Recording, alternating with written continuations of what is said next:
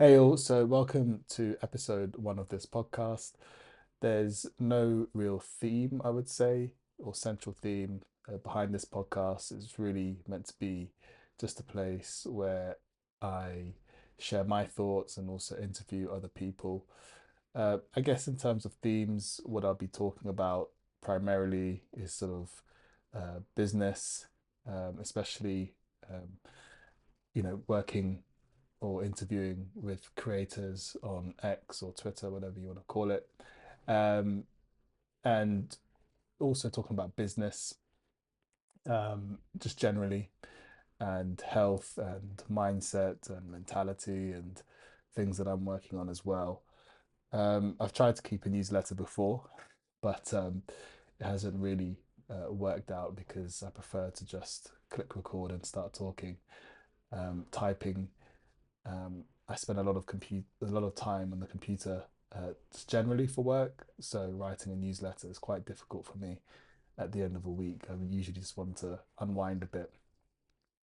So anyway, the first episode of this podcast, what are we going to talk about? So there's one thing, probably a couple of things I want to talk about. So the first thing I really want to talk about is the use of AI voice agents, and this is something which really came about yesterday for me in terms of practically, but has been on my radar for some time. And if you don't know what an AI voice agent is, and excuse my crude explanation of voice agents, but essentially a voice agent, my understanding of it is basically AI that talks, to keep it simple, but it does things for you. So the practical use case, which I'll explain to you now, is for my business. I've been experimenting with a basically AI receptionist.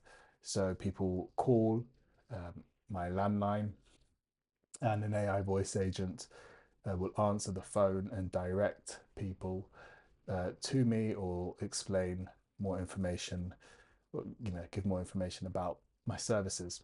Now, I first came across AI voice agents, I would say, as in started really talking about it or reading a bit more about it through someone on Twitter who I really enjoy following. Um, and his name is Daniel.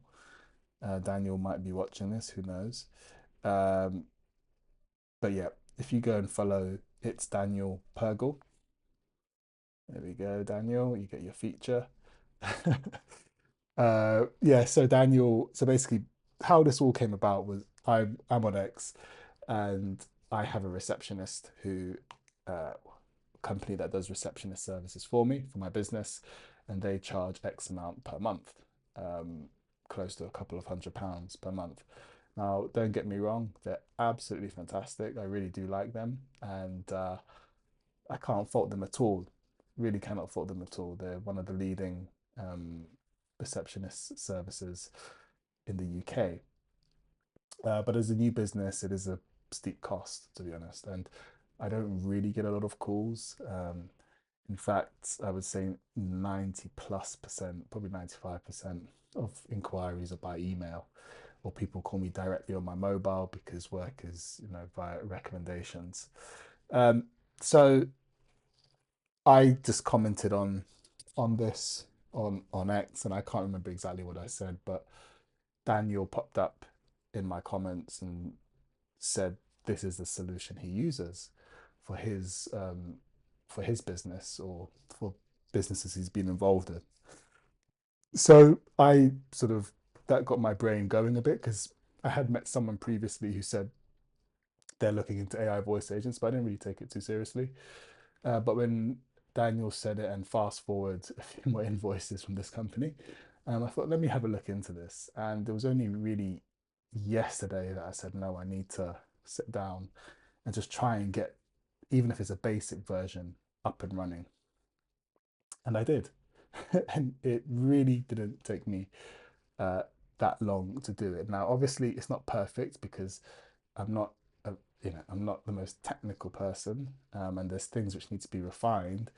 But I would say it took me an hour of solid focus to really get it up and running. Obviously, there's maybe a couple more hours on top of that for tweaks and things, and there is still some tweaking to do. But for the most part, it works, and I call up the number and it works. So it's really quite amazing how user friendly. I'll go back. It's quite amazing how quickly you can get this technology set up and implemented for a business. But it's also really impressive how quick and how cost effective it is. I'm not even paying a fraction of the cost. And it's unreal what I'm paying for this service. Essentially, it's really crazy. I'm paying pennies really for it, and obviously it adds up with the amount of calls I have, and you have to buy a number, but it's so much cheaper than what I was paying, or what I still am paying, to be fair, because I still have the contract with this company. But it's so much cheaper than paying for a real person to do this job. And in some ways, it is quite scary because they're really good at their job, and I wouldn't want them to lose their jobs. But at the same time, for new businesses or smaller businesses, having something like this is really priceless because not only do you pay very little, but you get something which is very customizable. So all my voice agent does, and just to be clear, I haven't rolled it out yet. I'm still in two minds about it, but I haven't rolled out yet. But my agent, it simply diverts calls. That's what it does. So it takes message, takes your name, contact details, various other details, and then it tries to put the call through to me. Um, and if it can't, then it'll just let me know, I guess, and then I can just call back. Um, but where was I going with all of that? Um, it is amazing. Some systems, I was speaking to someone else who I'm going to plug here, is Saeed and Simon. They let me get their full accounts. It's only fair because they've been very helpful. Um, so Saeed, where are you? Saeed Azizov. Hopefully, I'm not butchering your name, Saeed. And Simon, there's he, Simon Balfe. These guys are selling voice agents at the moment. And Saeed even offered to really help me out with this voice agent. Has been very generous about it. But these guys, what they're doing is they're approaching businesses and they're linking voice agents to calendars and booking systems and things like that. So it can really be very, very sophisticated. I've only scratched the surface in terms of the capabilities of what AI voice agents can do, but it is really impressive how this, how something like this can be so easy to set up, but is very cost effective. Now, again, my solution is simple. Um, I'm sure if you want more advanced features like the booking system and things like that, then it costs more, but it is really impressive. And really, I think that is the way AI is going, and all this new wave of technology is that it's less, it's been demystified. A lot of these things are very easy to use user interfaces. Excuse me. Code is not something which you really need to know anymore these days. Obviously, it helps. AI doesn't replace all of that, but you can really get a lot done without knowing code these days. Whereas, you go back a few years for me to have done this, obviously, well, the technology was there, but it wasn't really mass market, I guess. So you would have had to use code and things like that. So yeah, I guess my sort of parting message in terms of the voice agents is really um, these options are out there. They are available. You can learn how to do it yourself, or you can pay people like Side and Simon to set it up for you and do it professionally and take that headache away from you. But that technology is there, and you don't have to pay people anymore to do a lot of these types of tasks. Now, going back to my earlier point of why I might not use it, or why I haven't deployed it, is because it still needs some work. It does sound very AI, uh, and the goal is for people to know it's AI. That's what I want to make clear at the start when people do call, that they know it's AI, but it does need some refining in the sense that it tends to talk a lot like me, um, and list things out, and so it needs some tweaking, and also I'm a bit conscious about having a voice agent because people are still quite hesitant about AI and dealing with AI on a day-to-day basis. People use it to ask questions on GPT or Claude, but interacting with AI on things like phone calls and video, people are still a bit creeped out by it, at least here. Well, that's my impression here in the UK. Might be different elsewhere, but that's sort of why I'm hesitating at the moment. But I will keep you all posted on that. Um, Another thing which I'd like to discuss, which I think is of real value to a few people out there, is something called two basically AI apps. And as I said, this podcast is not solely about AI and things like that, but these are just things which are on my mind, at the forefront of my mind, that I want to share with you. So there's two AI apps which I'm really impressed with. The first is Whisper Flow, and this is basically a dictation app. That's all it is in its purest form. Uh, I write a lot of reports, I write a lot of emails, I write a lot of tweets, I write a lot generally. So typing is something which, you know, I'm very good at. I can touch type and all of these things, you know, but it's much easier to talk. So by being able to use something like Whisper Flow, which is AI driven, um, it's amazing because it's so accurate. It's unbelievable how accurate this is. Before I was using one, but let me go back a step. The reason why the reason why I bought a MacBook, one of the reasons is because of Siri. And I know it sounds crazy, but I write a lot of reports, and Siri I've used for a long time for dictating voice to text. And there are other solutions out there, such as I think it's called Dragon and all these things, but I found them too complex. I just like to keep things as simple as possible. So I've been using Siri for ages. With Whisper Flow, that's completely changed the game. I don't even touch Siri anymore. It is so accurate. So when I'm writing my reports, I've got it set up so that when I press the FN key on my MacBook, I just speak into it and it just whoop, drops in the text, obviously voice to text, and it's unbelievable how accurate it is. Obviously, it makes mistakes, but if I think if you get the pro version, you can correct it and it keeps a memory of that, adds it to the dictionary. But it's unbelievable how good it is. It is just so quick as well. The latency is nothing, pretty much. You say what you have to say, you let go of the key, and it's there within a second or something. So it's very accurate, very quick, very accurate, and has really boosted my productivity. Um, I can't remember how much they charge. I think it's $14 a month. Everything's on a subscription these days, but to be honest, I'd pay double that because it is just so accurate and so quick, and it's really improved my productivity. I get through emails, I get through reports much quicker now, and I deliberately deliberately try not to write long things now. Uh, in the evening or when it's quiet at home, I try to do most of my writing in the day. So I'm constantly talking. Um, but yeah, it's really good, and I highly recommend that you go and check it out.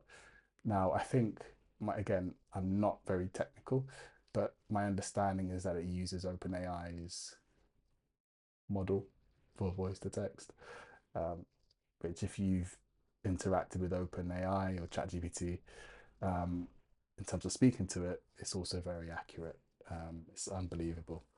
So that is a piece of kit which I highly, highly recommend that you check out if you are like me and you write a lot. Um, and it's affordable. It's affordable. It's a tool which I'm definitely keeping as part of my stack. And then the final piece of kit, which is really impressive, and I haven't heard anyone talking about it, is Copytist, and hopefully I'm saying that correctly. It's called Copytist. It's made by, uh, and I think it's made by just by one person, essentially, and they're from Germany, I understand. And what it does is it's basically like a text expander. So as you're typing, again, it uses AI to complete your sentences, and that's pretty much what it does. But there are obviously text expanders on the market where when you're typing, um, you can put shortcuts in to put standard forms of text. For me, that doesn't work. I like to keep it, as I said, I like to keep things very simple. So as I'm typing with this app called Copytest, it will come up with the suggestion of the sentence based on what I've written previously. And for me, that's good enough. So because in my reports, I write a lot of the same things, uh, it will just come up with that suggestion for each sentence. And I just press, I think it's the right arrow key, and poof, it's in there. And you can imagine that saves a lot of time. Uh, Now, obviously, I use Whisper. I tried out Whisper after I got a copy test. So I use Whisper a lot more now. But when I didn't have Whisper, I was using copy test a lot, and it is absolutely fantastic. It's a bit buggy in areas, but for the most part, it works in most of the apps that I use. And just to be clear, it's on the computer. I don't think it's on the on phones or anything like that. So it's really, really good. Again, if you type a lot and you use standard wording quite a lot, fantastic piece of kit. Uses an AI model again, and it's free as well because I think it's in testing. So to the developer of Copytest, thank you so much. Um, I have to send him a message because it is absolutely fantastic, and I'm surprised that nobody, no other companies have really jumped onto this a lot quicker. So hopefully he can get it to market very quickly and start charging a fair amount because he's obviously put in a lot of work into creating this. So that is another piece of kit which for report writing, fantastic. Emails, fantastic. So definitely go and check that out. So that's really it in terms of the what I've got in terms of the forefront of my mind. There are other things that I'm working on, other things that I'm doing as well. But in terms of the next podcast, I'm thinking that I really want to get Saeed or Simon on the podcast to talk about AI voice agents, sort of as a follow on from this podcast, so that they're able to provide a bit more of a technical and practical understanding and probably give a demonstration of how these things work. Um, because I think it's better to come from experts as opposed to me making mistakes about it. So yeah, that's really it. So thank you for tuning in. Again, the newsletter if you subscribed. Thank you, but I'm not doing it anymore. It's just too difficult. And hopefully you find this platform a bit easier. You can at least make your breakfast and listen to it. If you want to watch me, you can come on YouTube. Um, so yeah, that's it for today. And the next podcast, I don't know, might be probably won't be tomorrow, but sometime next week. If you have any questions about any of the apps that I've mentioned, let me know. I will put links to them in the description below at some stage. Again, for me, this is very much a hobby. So I yeah, I will do it at some stage. It's not a priority, but I will do it at some stage. I'll put those links in there for you. Any questions, leave a comment. And until next time, take care of yourself. And yeah, just keep exploring this amazing world of AI and tech.